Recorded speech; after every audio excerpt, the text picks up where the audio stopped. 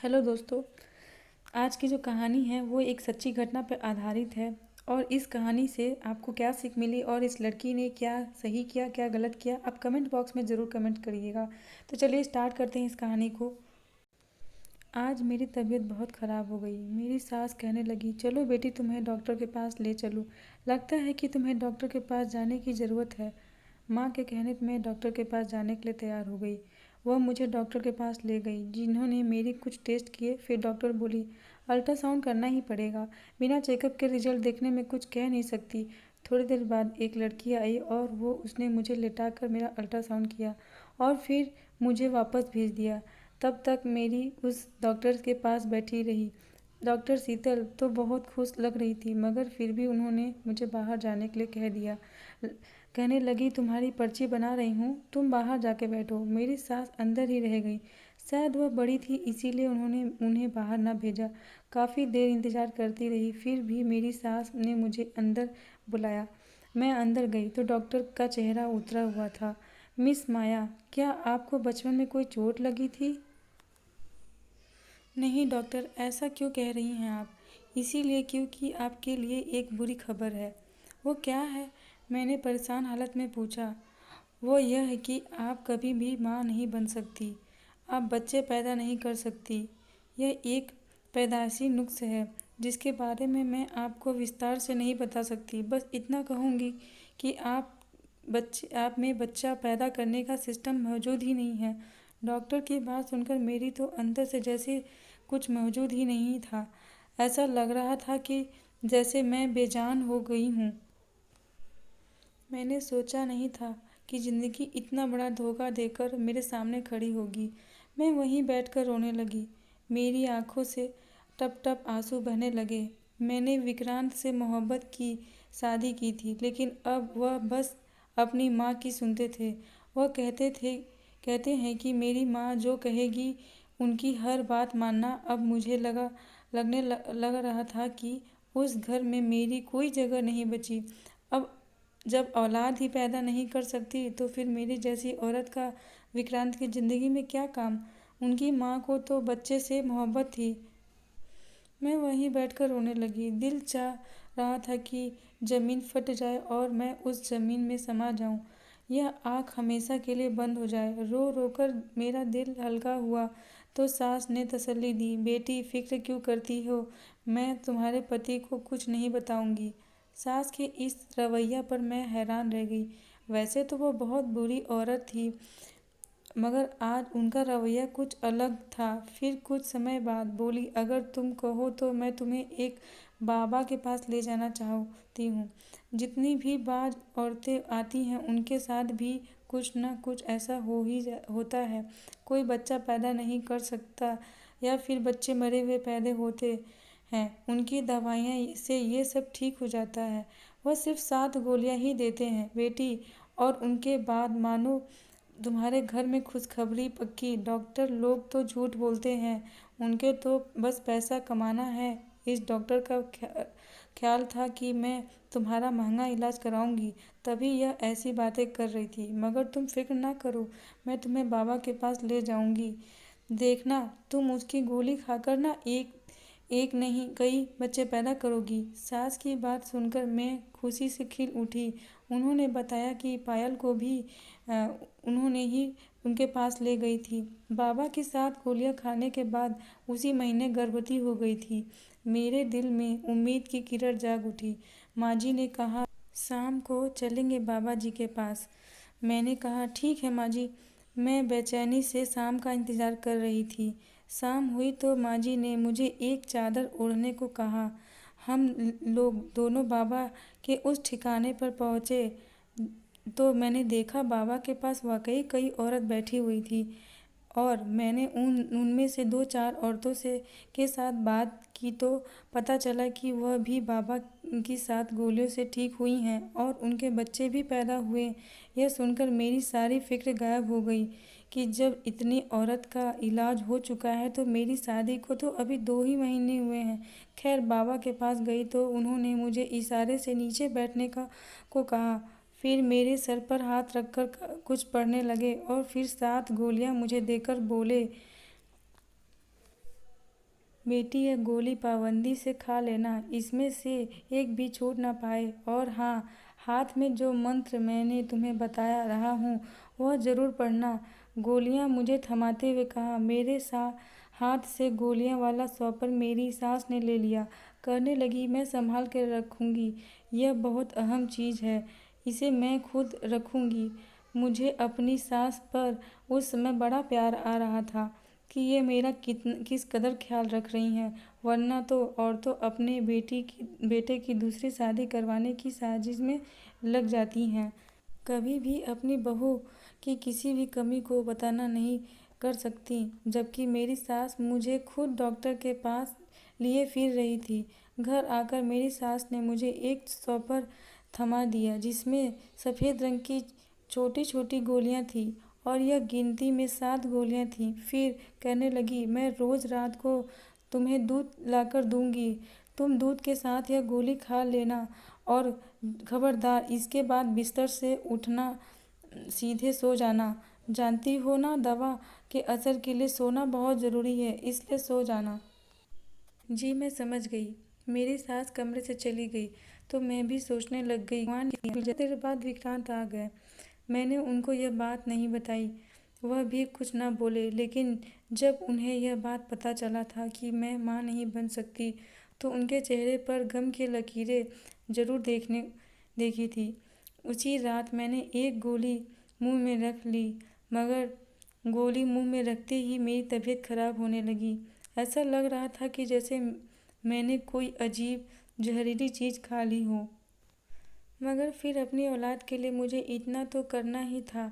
मैंने बड़ी मुश्किल से यह गोली अपने हलक से नीचे उतारी। अब बस इंतज़ार कर रही थी कि कब मेरा सपना पूरा हो और कब मैं अपने पति को खुशखबरी सुनाऊं। इसी तरीके से 2-3 दिन गुजर गए, मगर मैं एक बात से बहुत परेशान थी। मैं जब भी सुबह उठती मेरी कमीज पर काले रंग के दाग लगे होते। उन दागों का निशान भी समझ में नहीं आता कि यह कैसे लगे हैं।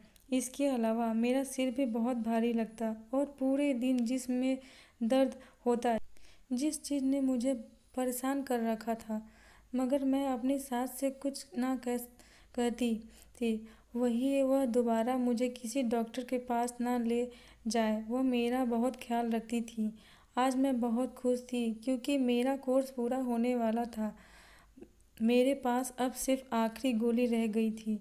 रात हुई तो सोचने लग गई कि आज आखिरी गोली खाकर मैं सो जाऊंगी। इसके बाद शायद जल्दी मुझे खुशखबरी सुनने को मिलेगी। खुशी खुशी में गोली हाथ से नीचे गिर गई। रात का वक्त था, मेरे कमरे में हल्की हल्की रोशनी थी। मैंने गोली ढूंढने की बहुत कोशिश की, मगर वह गोली मुझे नहीं मिली।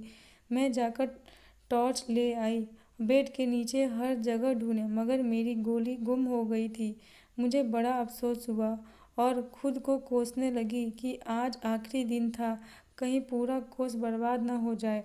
काश मैं गोली खा लेती तो मेरे साथ यह सब न होता। अब न जाने बाकी 6 गोलियों का असर भी मुझ पर होगा या नहीं। फिर सोचने लगी, बाबा जी का घर कौन सा दूर है। अभी समय ज़्यादा नहीं गुजरा, सुबह सवेरे ही मैं उनके घर चली जाऊंगी। गांव के लोग तो सुबह सवेरे ही उठ जाते हैं। सुबह सवेरे ही उनसे गोली ले लूँगी तो बाकियों का असर भी हो ही जाएगा। यही सोचकर मैं सोने की कोशिश करने लगी कि सुबह जल्दी उठूँगी तो सुबह सवेरे होते ही बाबा के पास पहुंच जाऊंगी, मगर उसकी नौबत नहीं आई। अभी मुझे लेटे हुए 10 मिनट ही गुजरे थे कि मेरी सास मेरे कमरे में आई। मैंने भी सोने का नाटक किया कि ये कहीं समझ न जाएं। मैंने गोली नहीं खाई क्योंकि गोली के असर अक्सर मुझे नींद आ जाती थी। मैं सोच रही थी कि 1-2 बार मुझे देखने के बाद मेरी सास कमरे से चली जाएंगी, मगर ऐसा नहीं हुआ। वो मेरे कमरे में रुकी रही। मैं आंखें खोलकर भी नहीं देख सकती थी कि वह क्यों रुकी हैं। थोड़ी देर गुजरी थी कि एक जानी पहचानी सी खुशबू मेरे नाक के नथुने से टकराई। यह खुशबू अगरबत्तियों की थी जो शायद मेरी सास ने अपने हाथ में ले रखी थी। मैं अब भी सोने का ड्रामा करती रही कि कहीं उन्हें शक न हो जाए कि मैंने गोली नहीं खाई है, लेकिन जब उन्होंने उन अगरबत्तियों की राख मेरे सर पर और मेरे पेट पर गिराई तो मुझे से रह नहीं गया। गरम गरम राख जब मेरे कपड़े पर पड़ी तो मुझे डर सा महसूस हुआ। मैं एक जोरदार चीख मार कर उठ बैठी। मुझे लग रहा था जैसे मैंने कोई डरावना सपना देख रखी है। अपने सामने अपनी सास को देखकर मेरे तो जैसे दिल ही उछल कर बाहर आ गया हो। उन्होंने काले रंग के कपड़े पहन रखे थे और माथे पर काले रंग का टीका लगा रखा था। वह बहुत ही ज़्यादा डरावनी लग रही थी। लगता कि वो कोई जादूगरनी है। मुझे उठा पाकर चीखते चिल्लाते देखकर घबरा गई। बोली, खामोश होकर लेट जाओ, अभी मुझसे सवाल जवाब मत करना। उन्होंने मुझे डांटते हुए कहा कि मैं लेट जाऊं, मगर मैं यूं कैसे लेट जाती। मुझे अजीब सा महसूस हो रहा था। उनके इस कारनामे से मुझे उलझन हो रहा था और कमरे में फैली इस बदबू से मेरा दम घुटा जा रहा था। उससे पहले कि मैं ज़्यादा चीखती चिल्लाती, मेरी सास ने मेरे मुंह पर हाथ रखा और मुझे घसीटते हुए पीछे वाले कमरे में ले गई। कमरा घर के पीछे की तरफ बना हुआ था। इसमें कोई आता जाता नहीं था। उस कमरे में बहुत ही अंधेरा था। अंधेरे को देखकर मैं तो वैसे भी डर जाती थी। उन्होंने मुझे यहाँ बंद कर दिया। मेरे मुंह में कपड़ा ठूंसकर बाहर से ताला लगाकर चली गई। यह देखकर मेरा बुरा हाल हो गया। मेरी आंखों से आंसू बहने लगे। मैं सोचने लगी कि मुझे यहाँ क्यों बंद कर दिया। रोते चीखती चिल्लाती रही, मगर किसी ने मेरी आवाज़ न सुनी। मैं तो ये जानती थी कि मेरा यहाँ कोई आवाज़ सुनने वाला नहीं है, क्योंकि यह कमरा घर के पीछे की तरफ था। मैं अपने पति को कोसने लगी, जिसने मेरा ख्याल नहीं किया, मुझे पूछने तक नहीं आया। मैं उसका इंतज़ार दिन भर करती रही, मगर उसने मुझे पलट कर नहीं देखा। लग रहा था कि जैसे वह भी अपनी माँ के साथ शामिल था और यह कि उसने मेरा कोई परवाह नहीं की। इसी इंतज़ार में थी। शाम को 4 बजे विक्रांत ने अपनी शक्ल दिखाई। कहने लगा कि तुम यहाँ पर हो मैं जानता हूँ, मगर तुम्हें सब्र से काम लेना होगा, क्योंकि इसके पीछे छुपा राज तुम नहीं समझ सकती हो। मैं देखते ही उस पर चिल्लाने लगी, यह कौन सा राज है? तुम पागल तो नहीं हो गए हो? तुम्हारी माँ ने अजीबोगरीब काम करने के बाद मुझे यहाँ बंद कर दिया है, जबकि तुम जानते हो मैं तुम्हारे बच्चों की माँ बनने वाली थी। मैं जानता हूँ, तुम्हारी डॉक्टरी रिपोर्ट देख चुका हूँ। तुम्हारे माँ बनने का मुझे तो उसी दिन पता चल गया था जब तुम डॉक्टर के पास गई थी। अच्छा, वाकई? तो तुमने मुझे बताया क्यों नहीं? तुम्हारी माँ ने मुझे बचपन की गोली क्यों दी? बताता हूँ। विक्रांत ने हाथ के इशारों से बैठने को कहा। मजबूरन मैं बैठ गई। इसके सिवा कोई चारा नहीं था कि मैं उसकी बात सुन लूँ, मगर मेरा दिल जोर जोर से धड़क रहा था। मुझे बहुत डर लग रहा था। मैं उनसे पाँव में पड़ गई। ऊपर वाले के लिए विक्रांत, पहले मुझे यहाँ से निकालो, इसके बाद मुझे तुम जो कर लेना।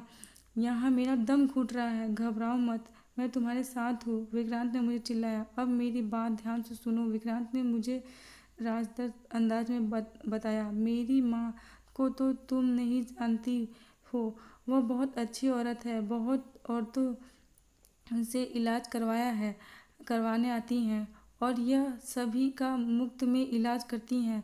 शायद तुम इस बात को नहीं जानती हो, क्योंकि माँ ने आजकल यह काम ज़रा कम कर दिया है, मगर मैं माँ को अच्छी तरह से जानता हूँ।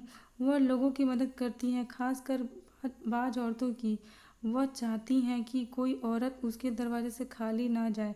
जैसे वह बाबा है ना, वैसे ही माँ बनना चाहती हैं, और इसके लिए उन्होंने एक मंत्र का उच्चारण करने की ज़रूरत है।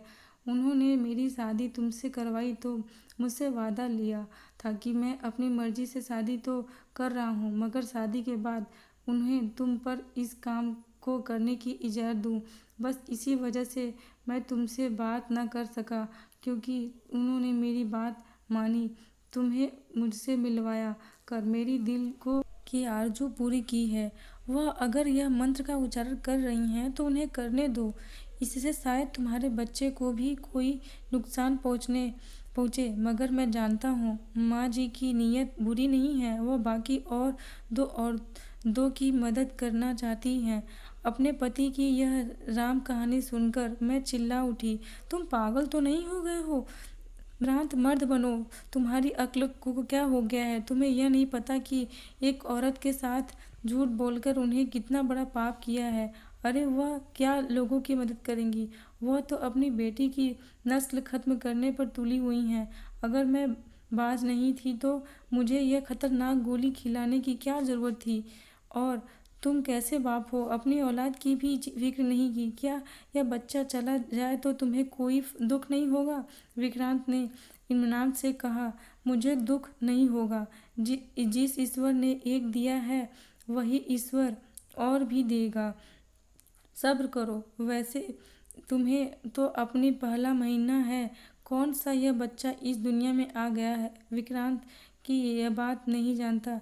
बच्चा दुनिया में नहीं आया तो उसका यह मतलब नहीं कि तुम उसे अपने हाथ से कत्ल कर दो। कम से कम तुम्हें यह बात समझनी चाहिए थी कि तुम्हारी माँ जो कर रही है वह सरासर गलत है। अपने बच्चे को किसी के हाथ भी नहीं लगाने दूंगी। तुमने जो करना था कर लो। तुम्हारी माँ के हाथों बलि का बकरा नहीं चढ़ूंगी, मैंने गुस्से से कहा। विक्रांत ने मुझे वहीं बंद कर दिया। वह भी चला गया। बेवफा की इस हरकत पर मैं तो हैरान रह गई। सोचा नहीं था कि वह इस कदर संगदिल होगा। 2-3 घंटे बाद दोबारा आया तो फिर मुझे वही बात समझाने लगा। बोला, माँ जी मंत्रों का उच्चारण करने दो। वह सब लोगों की भला करने के लिए यह उच्चारण कर रही हैं। उसके बाद तुम जो चाहो कर लो। तुम्हारी हर बात मानूंगा, लेकिन भगवान के लिए मुझे माँ के सामने शर्मिंदा मत करो। विक्रांत ने मेरे आगे हाथ जोड़ दिया और मगर रात की मोहब्बत औरतों के लिए सबसे बढ़कर होती है। नहीं विक्रांत, तुम जो मर्जी करो, मैं औलाद का गला नहीं घोट सकती। अपनी माँ से कह दो कि जब तक कि मैं जिंदा हूँ उन्हें यह अपने ऊपर मंत्र पढ़ने दूंगी। मैं गुस्से से दहाड़ कर बोली। विक्रांत पत्थर बना मुझे देखने लगा, जैसे उसे यकीन न आ रहा हो कि मैं अपनी औलाद के लिए कितनी मोहब्बत करती हूँ। और उसके चेहरे पर पछतावे के भाव से, जिससे साफ जाहिर हो रहा था कि वह शर्मिंदा है मगर अपनी माँ से मजबूर भी है। वह इसी वक्त अपने कमरे से उठा और बाहर चला गया। मुझे सास की चीखने की आवाज़ आई। फिर वह भागा हुआ मेरे कमरे की तरफ आया। जाओ, निकल जाए इस घर से। जितनी दूर जा सकती हो चली जाओ, वरना तुम्हारी जान ले लेगी मेरी माँ। फिर विक्रांत ने मुझे एक दोस्त के घर का पता दिया और मुझे रोड तक छोड़ने भी आया। बोला, कुछ दिन यहाँ रहो, मैं तुम्हें वहाँ से लेने आऊँगा। माँ पर जुनून सवार हो चुका है, वो तुम्हें नहीं बख्शेगी। विक्रांत की बात सही थी। सुबह के वक्त अपना थोड़ा सा सामान लेकर वह अपनी सास के घर से चली गई। मैं दिल ही दिल में दुआ करती रही थी कि जहाँ जा रही हूँ उन लोगों का रवैया मेरे साथ अच्छा रहे। वहाँ पहुँची तो दीपक और उसकी पत्नी ने मेरा अच्छे से वेलकम किया। शायद मेरे पति ने उन्हें पहले ही बता दिया था कि मैं आ रही हूँ। उन लोगों के घर मुझे किसी किस्म की कोई तकलीफ नहीं हुई। मैं आराम से 6 महीना वहाँ रही। इस दौरान विक्रांत ने मेरी खबर न ली। मेरी उम्मीद टूटने लगी। लगता था जैसे वह पलट कर नहीं आएगा। फिर एक दिन दीपक की पत्नी आरती ने मुझे खबर दी कि मेरा पति मुझे लेने आ रहा है। खुशी से मैं फूली नहीं समा रही थी। मेरा आखिरी महीना चल रहा था। उन दिनों हर औरत को पति की ज़रूरत होती है। वह उससे अपने सुख दुख सब कहती हैं, अपनी हर तकलीफ बताती हैं। वह आए तो उनके चेहरे पे परेशानी थी। बरसों के बीमार लग रहे थे। आते ही मेरे आगे हाथ जोड़ते हुए बोले, मुझे माफ़ कर दो, मैं और हमेशा के लिए मेरी माँ को भी माफ़ कर दो। विक्रांत रोने लगे थे। आज क्या हुआ है आपको? क्यों रो रहे हैं? तब विक्रांत ने मुझे बताया कि माँ को उसके किए की सज़ा मिल गई। उनके साथ जो हादसा हुआ उससे उनके होश हवास बिगड़ गए। उनके मंत्र का उच्चारण पूरा न होने की वजह से उनका दिमाग खराब हो गया और वो पागल हो गईं। अब अजीबो-गरीब बातें करती हैं, लोगों को उन्हें देख देख कर हंसती हैं।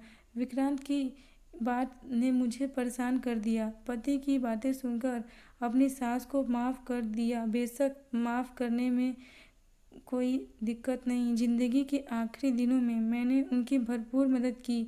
वह मुझे बार बार माफ़ी मांगती, मगर उन्होंने न जाने किस किस का दिल दुखाया था कि उनकी मौत बहुत ही तकलीफ देह हुई। मौत के वक्त ऐसा लग रहा था कि जैसे उनकी जान किसी कांटे में अटकी हुई थी।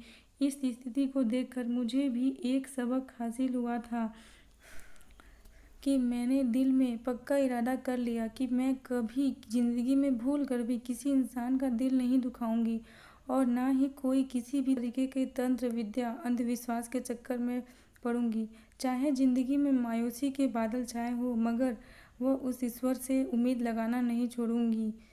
दोस्तों, ये हमारी आज की कहानी। आपका क्या कहना है इस कहानी के बारे में? कमेंट करके हमें ज़रूर बताएं। वीडियो को लाइक कर दीजिएगा। इसी तरीके की कहानियाँ लगातार देखने के लिए चैनल को सब्सक्राइब, घंटी को दबाकर ऑल पर सेट कर दीजिएगा, ताकि आने वाली वीडियो का नोटिफिकेशन आपके पास तुरंत मिलता रहे। आपसे अगली वीडियो में, तब तक के लिए धन्यवाद।